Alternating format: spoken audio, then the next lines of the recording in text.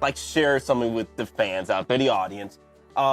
Between me and Gabe, the history of Star Wars For us? Yes, from For two us. nerds, Right. two Star Wars Right, nerds right. have grew up with the Oh, EU. man. You know.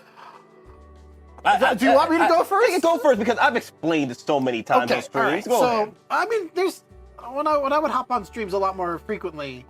I mean, some of our older viewers definitely know, or your older viewers especially, they know some of my history with it, right? Mm-hmm. Okay, so I grew up in Star Wars. Like some of the first things and the first memories I ever have are my mom sitting me down. Okay, I guess this is what some people might say is the tablet going to the little child sometimes to keep their attention.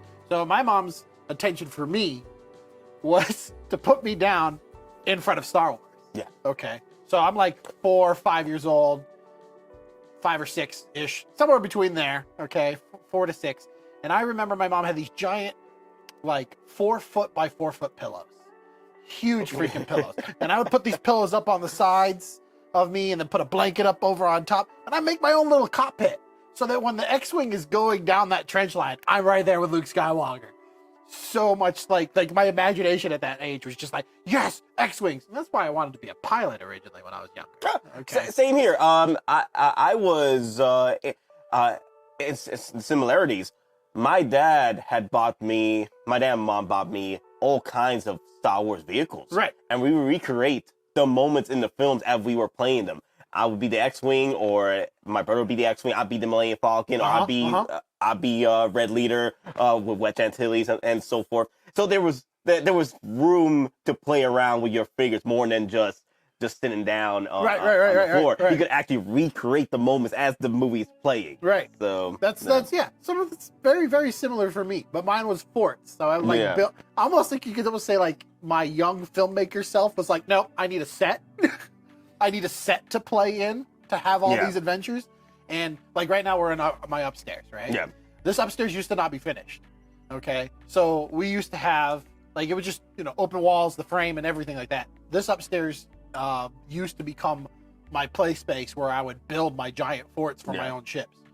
But that love of Star Wars as a kid was further developed by my mom trying to find stuff for me to read. She wanted to promote me to read. Yeah. And the big things that I kept gravitating for whenever we went to like Barnes and Nobles is Star Wars comics, graphic novels, Star Wars books. Yep.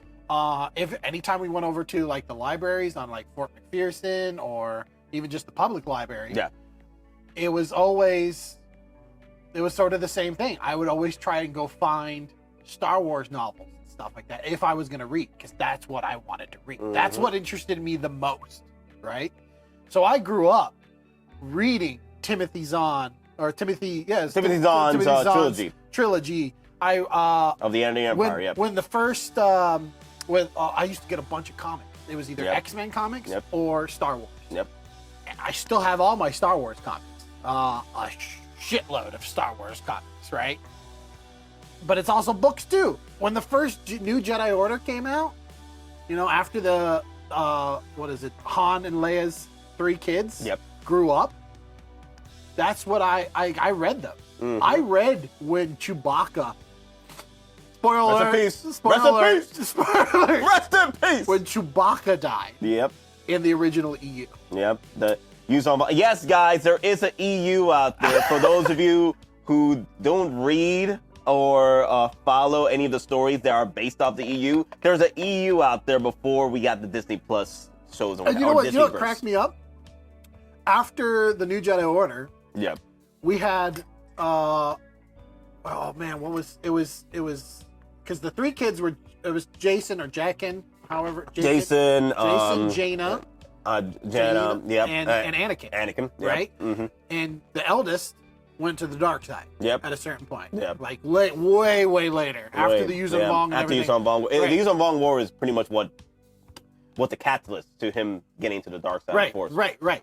But even further than that, we had the Skywalker legacy sort of dwindle. Yeah. Right? Mm-hmm. And there was a comic book series that came out also called Legacy, because it was after the Yuuzhan Vong War, way in the future. Way in the future. I forgot his name. It was like this drunk Jedi. Yeah, he was a Jedi. He was a Skywalker. Yeah, it was drunken Skywalker. I forgot his name. Right. Yeah. But I even remember reading those. And then once this is after episodes 1, 2, and 3 came out, which was great. Like for me growing up, episode 1 came out when I was a freshman in high school. Right? Was it 2001? Yep. No, so I wasn't. So episode 1 was 99. 99. So I was a freshman in high school right when it came out. And then episode 2, still in high school. Episode 3 was the 2005. Yep. I just got out of high school. Yeah, I was 15 back then. So those 3 were the ones where I got to debut a Star Wars film for the first time since the 1980s, right? Okay. I was born in 86. For those that you can do the math. You do the math there. Yeah. I was born in 86, so I was just off the cusp of episode 3. You know, I wasn't old enough to even go see that as a baby. Now, you're familiar with the, if you remember, the Heir of the Empire, they did hint on what was the Clone Wars in that story. Yeah, they never really delved into it. No. But the idea that the clones, because in the original prequel trilogy, right? They're not the clones that we get are not the same clones that we get from the Heir of the Empire. The Heir of the Empire was a whole different setup where the clones were actually based off individuals back in the prequels that cloned themselves in order to help in the process of working on things like or labor, free labor at this point. Yeah. You let's say you clone yourself, but you don't have time to work on something that you can't do because you work on something else. You clone yourself in order to get that labor done. Right. There was a civil war at that point because the clones got tired of being slaves at this point. So, and that's how the Clone Wars happened. But George Lucas took it a different route. Did you like the clones that George Lucas went about versus Timothy Zahn's version of what the Clone Wars was? Because that was the idea of what the Clone Wars were. So the stuff that came about with Lucas when he came out with episode 1, 2, and 3. The way the Clone Wars worked on that was different. But at the same time, I had a lot of fun with it. I'm still young. I'm still sort of naive to storytelling, so to speak. I'm still getting used to new content, Jar Jar Binks didn't bother me as much when I was at that age. I enjoyed him. Right? I know people hated him. Fun. But yeah, it was fun. He was fun. Now that I'm older, I look at that character, I'm like, oh, it's a little cringy. It's a little cringy. Even after reflecting back and like watching Robot Chicken make fun of him. Right? Little lady, what's happened to you? Does it burn your face? I don't know. How do I wasn't like upset with how he went with the Clone Wars. I wasn't indifferent to it. It still had a direction and as a scale made sense, Even in going further, for them to really highlight that the clones were merely a tool to bring about the destruction of the Death Star, of the Jedi. Of the Jedi. Not the Death Star, but the Jedi. Yeah. But that's literally their main purpose. Because if you look at the scale of how many clones were even created, it's not a lot. And I think it was even darker. It's pretty minuscule. I feel like it was I think George Lucas went into a darker route than actually creating free labor, by cloning yourself and then, creating free labor at that point. I feel that it was darker by creating child soldiers out of your clones at this point. Well, because they the are clones, young. Yeah, they're young. They're 10 years old, even though they look like men. At this point, they're only 10 years old by the time the end of the Clone Wars. Yeah. So in the sense, they are children in a way. They aged. They accelerated in age. Can I make a quick little observation now? So our generation of kids growing up watching content, we watch so many instances of kids going into war. Yep. So many. Gundam. Okay. Yui. Yep. Power Rangers. Power Rangers. Dragon Ball Z. Essentially, you Gohan, yep. Right? Mm-hmm. Do you remember Code Lyoko? Yep. Zoids? Yep. Just almost everything. Even Transformers. Even though it's about there robots, kids involved there's with the Transformers. kids involved with the Transformers. Yeah, for the in war. the middle of their war. Yeah. We watched so much stuff where all of us kids went to war. That's a good segue. So, as growing up, right? Yeah. And it also segues into being a Star Wars nerds, and the two Star Wars nerds having the similarity where we grew up with Star Wars. Right. We had a connected universe, a connected multiverse of so many shows that were put out by Cartoon Network, by Disney, all together having this kind of like relationship with one another.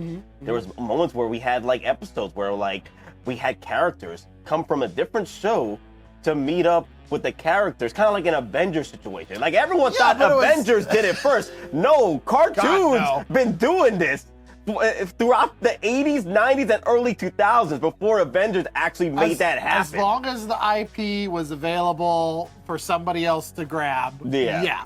So, yeah, you would have what was like Scooby-Doo with Spider-Man. Hey, yeah. Or Scooby-Doo with, what was it? What was the, Batman. Batman. It's Batman. Bad season's Batman with Scooby-Doo gang. Yeah. Figure out who done it. Yeah, no, that's very accurate. There was a lot of moments where we had that, which I think in a way helped us not be so critical when things would change. Yeah, you know what I mean. Well, everybody, you've been watching a segment from the Out of Your Mind review here at Geekin Out, and with yours truly, Gabriel Cruz from the Archetypes. I just want to thank you all for tuning in, and if you'd like to see the full conversation, you could click one of the links that will be somewhere around me, or near me, or on top of my face, one of them, something. Just make sure you click either here, or over here, or wherever it is, and don't forget the like button, and the comments, and the subscribe things, all the annoying things that these YouTubers have to put out there. And then I guess I'm sort of forced to say. So I am blinking because I am fine. I am completely okay. Everything is good.